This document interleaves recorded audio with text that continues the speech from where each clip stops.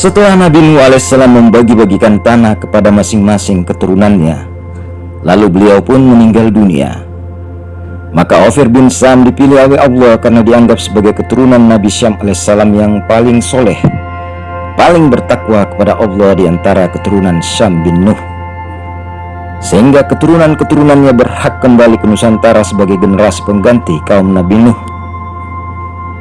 Ofir bin Sam diangkat menjadi khalifah berikutnya untuk memimpin anak cucu cicitnya di bumi Nusantara. Di sanalah mereka hidup dan berkembang biak menjadi banyak, lalu membentuk sebuah bangsa atau sebuah kaum yang ditulis di dalam Al-Quran sebagai kaum Ad. Mereka berdiam di sekitar Gunung Talamau atau Gunung Opir di Padang Pariaman, Sumatera Barat, dan wilayah itu dahulunya disebut di dalam Al-Quran sebagai wilayah Iram.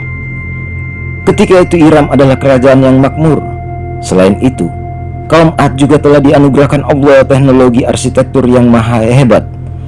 Sebab di saat bangsa-bangsa lain di dunia masih tinggal dalam kemah-kemah dari kulit binatang, bangsa Ad sudah menggunakan bebatuan yang disusun menjadi rumah-rumah yang permanen. Allah Subhanahu wa Ta'ala berfirman di dalam Al-Quran surah Al-Fajr ayat 6, 7, 8. Apakah kamu tidak memperhatikan bagaimana Tuhanmu berbuat terhadap kaum Ad, yaitu penduduk Iram yang mempunyai bangunan-bangunan yang tinggi yang belum pernah dibangun seperti itu di negeri-negeri yang lain? Jika dahulu kaum Nuh berdiam di Tanah Luwuk di Sulawesi, maka kaum Ad berdiam di Sumatera. Namun setelah Ofir meninggal dunia, generasi demi generasi bermunculan, maka banyak di antara mereka mulai menyekutukan Allah Subhanahu wa Ta'ala dengan berbagai benda duniawi, dan juga memuliakan manusia yang sudah lama mati sebagai arwah yang dapat mendatangkan kekayaan duniawi. Bangsa Ad saat itu sudah semakin banyak yang berpaling ke belakang. Mereka mulai berziarah ke kuburan orang-orang yang mereka sebut sebagai wali Allah guna meminta keberkahan. Sihir, guna-guna, serta kegiatan bersekutu dengan dukun-dukun adalah ritual adat yang membudaya. Belum lagi ritual pesugihan dan persembahan sesajen kepada jin penunggu-penunggu pantai dan penunggu-penunggu lembah-lembah gunung. Mereka telah mencampurkan yang hak dan yang batil dengan mengatakan bahwa adat bersanding dengan syariat adalah syarat saja karena tidak dilarang oleh agama. Begitulah mereka mendustakan ayat-ayat dari para rasul-rasul sebelumnya. Lalu Allah memilih Nabi Hud alaihissalam menjadi nabi bagi bangsa Ad agar memperingati bangsanya tersebut. Lalu berkatalah Nabi Hud kepada kaumnya, "Janganlah kamu menyembah selain Allah. Sesungguhnya aku khawatir kamu akan ditimpa azab hari yang besar." Mereka menjawab, "Apakah kamu datang kepada kami untuk memalingkan kami dari sembahan-sembahan kami? Maka datangkanlah kepada kami azab yang telah kamu ancamkan kepada kami jika kamu termasuk orang yang benar." Nabi Hud alaihissalam berkata, "Sesungguhnya pengetahuan tentang bencana itu hanya pada sisi Allah, dan aku hanya menyampaikan kepadamu apa yang aku diutus dengan membawanya, tetapi aku lihat kamu adalah kaum yang bodoh." Lalu Hud, ia berkata lagi, "Hai kaumku, sembahlah Allah. Sekali-kali tidak ada bagimu Tuhan selain Dia. Kamu hanyalah mengada-adakan sesuatu yang tidak pernah ada. Hai kaumku, aku tidak meminta amplop kepadamu bagi seruanku ini. Upahku tidak lain hanyalah dari Allah yang telah menciptakanku. Maka tidakkah kamu memikirkannya? Hai kaumku, mohonlah ampun kepada Tuhanmu, lalu bertobatlah kepadanya. Niscaya Dia menurunkan hujan yang sangat deras atasmu, dan Dia akan menambahkan kekuatan kepada kekuatanmu, dan janganlah kamu berpaling dengan berbuat dosa." Kaum Ad berkata, "Hai Hud, kamu tidak mendatangkan kepada kami suatu bukti yang nyata, dan kami sekali-kali tidak akan meninggalkan sembahan-sembahan kami karena perkataanmu, dan kami sekali-kali tidak akan mempercayai kamu. Kami tidak mengatakan, melainkan bahwa sebagian sembahan kami ini telah menimpakan penyakit gila atas dirimu." Nabi Hud menjawab, "Sesungguhnya aku bersaksi kepada Allah, dan saksikanlah olehmu sekalian bahwa sesungguhnya aku berlepas diri dari apa yang kamu persekutukan." Lalu kaumnya mengancam Nabi Hud alaihissalam dengan ancaman kematian. Tapi Nabi Hud alaihissalam menjawab, "Dari selain Allah, maka itu jalankanlah tipu dayamu semua terhadapku, dan janganlah kamu memberi tangguh kepadaku. Sesungguhnya aku bertawakal kepada Allah Tuhanku dan Tuhanmu. Tidak ada suatu binatang melata pun melainkan dialah yang memegang ubun-ubunnya. Sesungguhnya Tuhanku di atas jalan yang lurus. Jika kamu berpaling, maka sesungguhnya aku telah menyampaikan kepadamu apa yang aku diutus untuk menyampaikannya kepadamu, dan Tuhanku akan mengganti kamu dengan kaum yang lain dari kamu sendiri, dan kamu tidak dapat membuat mudarat kepadanya sedikit pun. Sesungguhnya Tuhanku adalah Maha Pemelihara segala sesuatu." Pemuka-pemuka yang kafir dari kaumnya berkata, "Sesungguhnya kami benar-benar memandang kamu dalam keadaan kurang akal, dan sesungguhnya kami menganggap kamu termasuk orang-orang yang berdusta." Nabi Hud berkata, "Hai kaumku, tidak ada padaku kekurangan akal sedikit pun, tetapi aku ini adalah utusan dari Tuhan semesta alam. Aku menyampaikan amanat-amanat Tuhanku kepadamu, dan aku hanyalah pemberi nasihat yang terpercaya bagimu.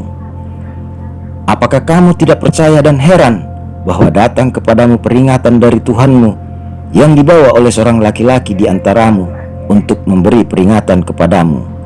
Dan ingatlah oleh kamu sekalian di waktu Allah menjadikan kamu sebagai generasi pengganti sesudah lenyapnya kaum Nuh, dan Tuhan telah melebihkan kekuatan tubuh dan perawakanmu. Maka ingatlah nikmat-nikmat Allah supaya kamu mendapat keberuntungan." Orang-orang kafir itu berkata, "Apakah kamu datang kepada kami agar kami hanya menyembah Allah saja dan meninggalkan apa yang biasa disembah oleh bapak-bapak kami? Dasar kamu itu Wahabi, maka datangkanlah azab yang kamu ancamkan kepada kami jika kamu termasuk orang-orang yang benar." Nabi Hud berkata, "Sungguh sudah pasti kamu akan ditimpa azab dan kemarahan dari Tuhanmu. Apakah kamu sekalian hendak berbantah dengan aku tentang nama-nama berhala yang kamu beserta nenek moyangmu menamakannya, padahal Allah sekali-kali tidak menurunkan hujah untuk itu? Maka tunggulah azab itu. Sesungguhnya aku juga termasuk orang yang menunggu bersama kamu. Oleh karena itu, sebelum azab itu datang, maka sekali lagi bertakwalah kepada Allah yang telah menganugerahkan kepadamu apa yang kamu ketahui. Dia telah menganugerahkan kepadamu binatang-binatang ternak dan anak-anak dan kebun-kebun serta mata air. Sesungguhnya aku takut kamu akan ditimpa azab hari yang besar." Mereka menjawab, "Adalah sama saja bagi kami apakah kamu memberi nasihat atau tidak memberi nasihat. Keyakinan kita ini tidak lain hanyalah adat kebiasaan orang dahulu, dan hanya syarak saja yang bersanding dengan syariat, dan kami sekali-kali tidak akan diazab." Begitulah mereka mendustakan Nabi Hud, lalu Allah binasakan mereka. Sesungguhnya pada yang demikian itu benar-benar terdapat ayat-ayat Allah yang menjelaskan, tetapi kebanyakan mereka tidak beriman. Maka alangkah dahsyatnya azab-azab Allah dan ancaman-ancamannya. Sesungguhnya Allah telah menghembuskan kepada mereka angin tornado yang sangat kencang pada hari naas yang terus-menerus, yang membuat manusia bergelimpangan seakan-akan mereka pokok korma yang tumbang. Maka tatkala mereka melihat azab itu berupa awan yang menuju ke lembah-lembah mereka, berkatalah mereka, "Inilah awan yang akan menurunkan hujan kepada kami." Sama sekali bukan. Bahkan itulah asap yang kamu minta supaya datang dengan segera, yaitu angin tornado yang mengandung azab yang pedih. Dan Allah kirimkan kepada mereka angin yang membinasakan. Angin itu tidak membiarkan satupun yang dilaluinya, melainkan dijadikannya seperti serbuk yang menghancurkan segala sesuatu dengan perintah Tuhannya. Maka jadilah mereka tidak ada yang kelihatan lagi kecuali tempat tinggal mereka. Demikianlah Allah memberi balasan kepada kaum yang berdosa. Allah menimpakan angin tornado itu kepada mereka selama 7 malam dan 8 hari terus menerus. Maka kamu lihat kaum Ad pada waktu itu mati bergelimpangan, seakan-akan mereka tunggul pohon kurma yang telah kosong atau telah lapuk. Maka kamu tidak melihat seorang pun yang tinggal di antara mereka. Dan sesungguhnya sebelum bencana itu datang, Allah telah menubuhkan kedudukan mereka dalam hal-hal yang Allah belum pernah menubuhkan kedudukan generasi pengganti mereka di Nusantara. Dalam hal itu, Allah telah memberikan kepada mereka pendengaran, penglihatan, dan hati. Tetapi pendengaran, penglihatan, dan hati mereka itu tidak berguna sedikit juga pun bagi mereka, karena mereka selalu mengingkari ayat-ayat Allah, dan mereka telah diliputi oleh siksa yang dahulu selalu mereka memperolok-olokkannya. Maka mengapa yang mereka sembah selain Allah sebagai sesembahan untuk mendekatkan diri kepada Allah, bahwa sesembahan yang mereka yakini tersebut, yaitu orang-orang yang sudah meninggal dunia, bisa sebagai tawassul antara mereka dengan Allah. Demikian juga dengan orang-orang yang mereka sebut sebagai wali Allah itu, yang mereka yakini sebagai tempat perlindungan dan tempat meminta pertolongan, namun pada akhirnya tidak dapat menolong mereka sama sekali. Bahkan sesembahan itu telah lenyap dari mereka. Itulah akibat kebohongan mereka dan apa yang dahulu mereka ada-adakan.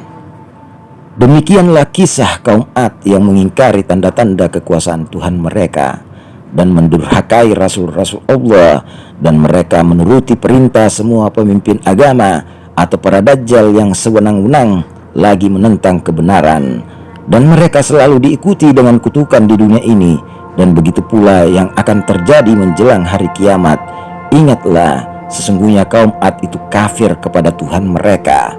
Ingatlah kebinasaan bagi kaum Ad, yaitu kaum Hud itu. Maka Allah selamatkan Nabi Hud beserta orang-orang yang bersamanya dengan rahmat yang besar. Allah memerintahkan Nabi Hud alaihissalam agar bermigrasi beserta seluruh keluarganya ke bagian selatan pulau besar dan menyeberangi laut ke sebuah pulau kecil di antara 2 pulau besar di Nusantara. Lalu Allah menumpas orang-orang yang mendustakan ayat-ayatnya, dan tiadalah di antara mereka orang-orang yang beriman. Nabi Hud alaihissalam dan keturunannya kemudian menjadi generasi-generasi pengganti kaum Ad yang disebut sebagai kaum Samud.